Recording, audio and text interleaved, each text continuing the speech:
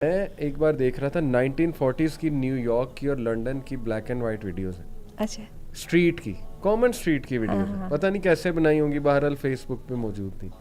میں نے دیکھا کہ لانگ اسکرٹس تھے, جیسے ابایا ہوتا ہے, جی جی, کھلے لانگ اسکرٹس تھے اچھے خاصے, اور ہیڈ کورڈ تھا. تو یہ کیا تھا یہ سارا؟ یہ بھی تو سوچے نا, آپ کا بیک گراؤنڈ کیا تھا, آپ کی ہسٹری کیا تھی. اس کا مطلب ہے کہ آپ نے جو بات کی, فطرت میں کانسیپٹ موجود تھا تھرو آؤٹ ہسٹری. آپ نے قبیلوں کی بھی مثال دی. کچھ لوگ اس کو کاؤنٹر بھی کرتے ہیں کہ نہیں جی وہ تو وہ کپڑے ہی نہیں پہنتے یہ وہ, لیکن بات اصل میں یہ ہے نا کہ آپ میجورٹی ہیومن ہسٹری کو اگر اسٹڈی کریں گے اور وہاں پہ کانسیپٹ دیکھیں گے, جیسے رومن سویلائزیشن کو آپ دیکھیں تو وہاں ایک خاص قسم کا لباس جو ہے وہ والی خواتین پہنتی تھیں. میں ٹارگٹ نہیں کر رہا, جو آپ کہہ لیں کہ اس بزنس میں انوالو تھی, پروسٹیٹیوشن کے بزنس میں انوالو تھی. تو اس کا مطلب وہ بھی اکنالج تو کر رہے ہیں نا کہ عورت میں اٹریکشن بھی ہے اور اس کے ظاہر ہے باڈی پارٹس میں بھی, اس لیے اس طرح کا لباس پہنایا جا رہا ہے. اچھا, ایک فلاسفیکل آسپیکٹ بھی ہے. وہ علامہ اقبال کا بڑا زبردست شعر ہے نا کہ طاؤس رباب قوموں کی تقدیر میں کیا ہے, شعر مجھے یاد نہیں آ رہا, پہلے اسٹرگل ہے اور بعد میں پھر طاؤس و رباب ہے. آپ رومن سویلائزیشن کا آپ نے نام لیا نا, میں ابھی آپ کے سامنے ایرانین سویلائزیشن کی بات کرنے لگی ہوں, کیونکہ ہم نے ریسنٹ ٹائمز میں دیکھا ہے کہ ایرانی جو سوسائٹی ہے وہ ایک دم کیسے وہ اس ماڈرنزم سے وہ کیسے پلٹ کے دوبارہ کنزرویٹزم کے اندر واپس آئی ہے. ہم ابھی اس کی بات کرتے ہیں, اس سے پہلے ذرا رومنس کی بات کر لیں. جب تک تو رومن سویلائزیشن کو پوری دنیا میں جگہ نہیں ملی, جب تک وہاں پر وہی نارمس تھے جو انسان کے فطری چل رہے تھے, اور اسی طرح سے خواتین اور مردوں کا انٹریکشن بھی ویسا ہی تھا. جیسے ہی سکسیس کا نام لے لیجئے نا, ایک دم جیسے ان کی سوسائٹی وہ کامیاب ہو گئی, تو پھر کیا ہوا کہ سب سے پہلے عورتوں کو نکال کے لایا گیا. کہتے ہیں کہ فلسفہ جو ہے یہ روم کی طوائفوں سے شروع ہوا تھا. کیونکہ جی جی, یہ انٹرسٹنگ بات میں آپ کو بتاؤں, ہمارے بر صغیر میں بھی جو ہے, آپ یہ دیکھیے جس کو آپ فن کہتے ہیں, ٹھیک ہے, شعر اور غزل, وہ امراؤ جان ادا وغیرہ ہم نے اپنے وقت پہ موویز وغیرہ دیکھی ہیں, تو یہ طوائفوں کے گھروں کی کہانی تھی. اس لیے کہ راجے مہاراجے اور نائٹس اور نواب جو ہے وہ جہاں پر اپنی نفسانی خواہشات کی تسکین کے لیے جایا کرتے تھے, تو وہاں پہ کچھ ذہنی تسکین بھی چاہیے ہوتی تھی نا, تو وہ بھی کر دیتی تھیں, کیونکہ وہ ہمیشہ ایک سٹیپ آگے ہوتا ہے, سویلائزیشن کا اگلا سٹیپ ہوتا ہے. تو بات یہ ہے کہ یہ چیزیں جب آئیں, اچھا یورپ میں بھی یہ چیزیں جب ہی آئیں, جب یورپ کی تہذیب اس وقت جو ہے نا سپر پاور کی تہذیب ہے, ٹھیک ہے.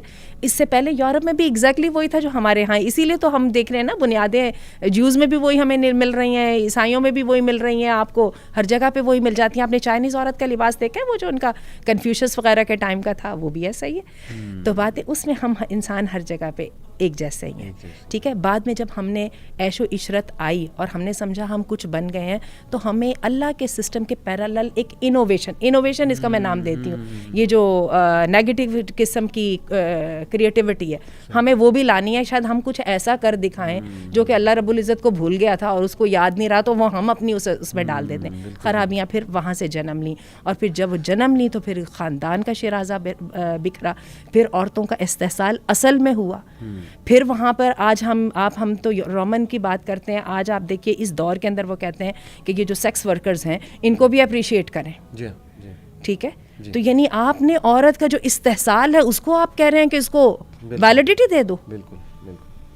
اتنی بڑی بات آپ نے کر دی, آپ کو وہی کہتے ہیں دل نہیں کانپا یہ بات کرتے ہوئے. اصل میں پتہ ہے میڈیا ظاہر ہے دجالی فتنہ ہے, ایک ڈسیپشن ہے. میں آپ کو بتاتا ہوں کہ کتنا آسان ہے ہماری نوجوان نسل کو اور عام لوگوں کو جو ایموشنل ہے نیچرلی, انہیں ایموشنز کے تھرو کسی چیز کے بارے میں قائل کرانا اور پبلک اوپینین بنانا.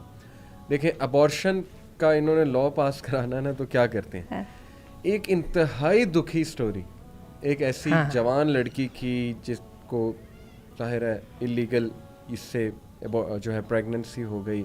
اس کا والد پکا کرسچن تھا, اس نے بہت ظلم کیا, اس نے کہا نہیں ابارشن نہیں کرانی, جس کی وجہ سے وہ بچہ ہوا, اس کی زندگی تباہ ہو گئی. یہ وہ پورا نیریٹو بلڈ ہو رہا ہے, مطلب اس کو وکٹم دکھا کے. ٹھیک ہے وہ اس کا دکھی ہونا یہ ایک الگ ٹاپک ہے, لیکن جسٹ بیکاز وہ دکھی ہے اور یہ سارے مسئلے پیدا ہوئے تو لہٰذا ابارشن جو ہے وہ جائز ہے. اسی طرح اب یہ ابارشن کروایا کون کریں گی؟ جو اس لڑکی کے سرکمسٹانسز کے کے ساتھ جن کا دور دراز کا کوئی nothing to do with that. بالکل بالکل, جنہوں نے بعد میں کوئی یعنی یہ جو رول وہ بنانے کی کوشش کر رہے ہیں, جس بنیاد پہ بنانے کی کوشش کر رہے ہیں, اس بنیاد کا ان حالات سے کوئی تعلق نہیں جس میں پرو ابارشن کو ماڈرن ہونے کی نشانی سمجھا جاتا ہے, نیو نارمل کہا جاتا ہے. بالکل ایسی. اسی طرح ہومو سیکشوالٹی کو آپ نے نیریٹو کو بلڈ کرنا ہے تو آپ کیا کریں گے؟ آپ ایک ایسا انسان دکھائیں گے جو لڑکیوں کی طرح تھا, اور ایسے آئی تھنک نیچرلی ہوتے ہیں. کچھ لڑکیاں مسکولین سائڈ پہ زیادہ ہوتی ہیں, کچھ مرد فیمنن ہوتے ہیں, ان کی چال فیمنن ہوتی ہے. اس میں تو یہ اللہ کی کریشن ہے. ظاہر ہے کہ کیمیکل امبیلنس ہو سکتا ہے, ہارمونل امبیلنس ہو سکتا ہے. ان کا اب دکھائیں گے مووی میں کہ مذاق اڑایا جا رہا ہے, ان کو دھتکارا جا رہا ہے, جو کہ ہوتا ہے, ٹرو ہے. میں نے خود دیکھا, ہمارے بھی اسکول ٹائم میں کوئی وہ پک کر لیتے تھے نا لڑکا تھوڑا سا فیمنن, اتنا مذاق اڑاتے تھے کہ آئی ایگری کہ وہ پتہ نہیں کس ڈسٹریس سے وہ بچہ گزرتا ہوگا یا وہ لڑکی گزرتی ہوگی, ٹام بوائے ٹائپ جو ہے وہ لڑکی. یہ ایک الگ موضوع ہے. لیکن وہ کیا دکھائیں گے کہ اتنا بلی ہوئے, اتنا بلی ہوئے, اتنا بلی ہوئے, لہٰذا وہ جو ہے اس سائڈ پہ چلے گئے, ہومو سیکشوالٹی میں ملوث ہو گئے کیونکہ ان کو پسند ہی سیم جینڈر آتا ہے. یہ سارا نیریٹو دکھا کے وہ کہیں گے کہ اس لیے ہومو سیکشول کے رائٹس کو جو ہے وہ تم سپورٹ کرو. یہ بالکل اسی طرح میں ایک مثال دیتا ہوں کہ میں ایک چور پہ مووی بناؤں کہ وہ بچپن سے جو ہے بلی ہوا ہے, اس کے پیرنٹس نے نگلیکٹ کیا, ڈرگز میں پڑ گیا, لہٰذا اب اسے چوری کی عادت پڑ گئی, تو لہٰذا اب ہم چوروں کے رائٹس کے لیے نکلتے. دیکھیں اس کا چور بننا وہ ایک دکھی سٹوری الگ ہے, اس پہ ہمیں سوشل ورکرز کو کام کرنا ہے, سائیکالوجسٹ کو کام کرنا ہے, اور ریلیجس لوگوں کو مل کے کام کرنا ہے, پیرنٹس کو بھی سمجھانا ہے, معاشرے کو بھی درست کرنا ہے.